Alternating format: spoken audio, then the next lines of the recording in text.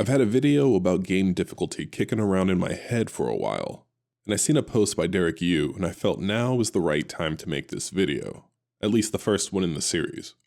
Some games you are meant to lose, again, again, and again. I mean, that's the point of the Souls-like games, right? But Souls-like games aren't the start of this perceived, unfair, but overcomable difficulty. This all started in the arcade.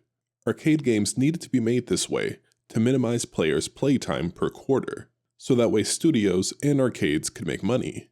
However, developers still needed to balance this difficulty level with fun, so players would keep dropping in coins. The need for this sort of difficulty went away with the ubiquity of home consoles, since after the game was bought, no one else made money on it. But the challenge still stayed around for other reasons.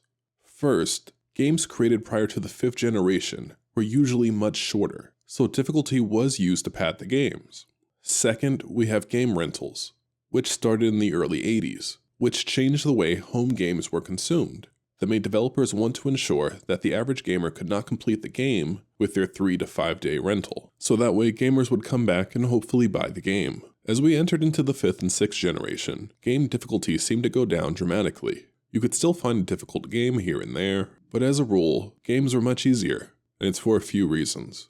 First is the most obvious, and that was the lack of game overs, at least true game overs. Prior to those generations, a game over usually meant restarting the entire game, but once we're actually able to save our games, the consequences of losing a life went away. Games like Zelda already had save files, but this was on an entirely new scale. Game overs no longer meant restarting over from the first level, especially in our favorite platformers.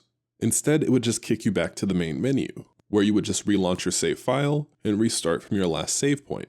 And sure, whatever challenge you were facing in the game might have been annoying, but it was usually something you could muscle through. The second reason why game difficulty went down is game length. It didn't just allow game developers to turn down difficulty, but difficulty levels had to come down. A game like Altered Beast takes less than an hour to complete, and features only about 5 or so levels. However, it's a pretty difficult game without unlimited continues. It could take someone hours upon hours to actually complete the game with a limited number set of lives and game overs that kick you back to the start of the game. Games that were made to be an 8 or even 20-hour experience could never do this. It would result in games running 3 to 5 times their intended runtime, resulting in players likely never even seeing the latter half of the game. And then the third reason is we have the expanded audience. Especially in the 6th generation, we had a whole new batch of gamers, which meant that games needed to appeal to this new audience, especially for the bigger budget titles.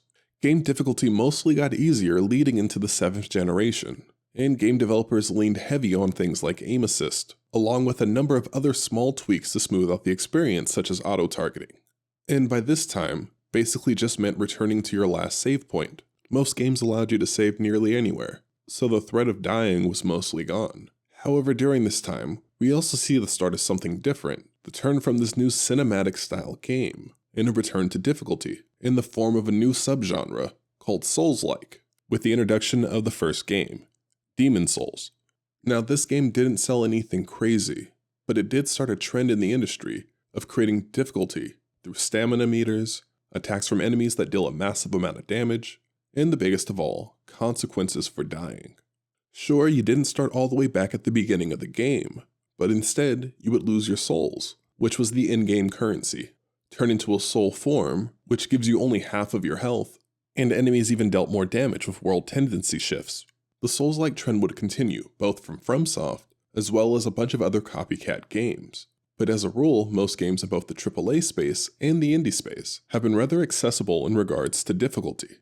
Accessibility. It's sort of the buzzword that has been preached in our modern era. At first, it seemed to be things such as subtitles, colorblind modes, controller reconfiguration, but somewhere down the line it seemed to extend to game difficulty. And I honestly think it all started with the release of Cuphead. Personally, I think the controversy over Cuphead's difficulty only existed because the game's friendly-looking art style. But that's a conversation for a different day. This push for accessibility in game difficulty has led to the introduction of basically cinematic modes in games, allowing gamers to minimally interact with the game to view the story. Now I'm going to be blunt and just say, I don't really care about story in most games. I don't need great writing, a deep emotional storyline, or even feel deeply invested into the characters. I play games almost entirely for gameplay, not even necessarily to win, but to be challenged. This doesn't mean I don't enjoy a good story, but honestly, that's just the whipped cream on top of the brownie sundae. I feel that we've lost something in the medium when we turned away from using difficulty as a tool in an attempt to make games that more and more people can complete. We've simplified combat mechanics, streamlined movement, removing complexity, and introduced quest markers. It all comes together to make games feel a bit lifeless to me, leaving me to play older games. Most games I play nowadays were made in the 4th, 5th, and 6th generation. If I'm playing a modern game, it's usually something in the fighting game genre.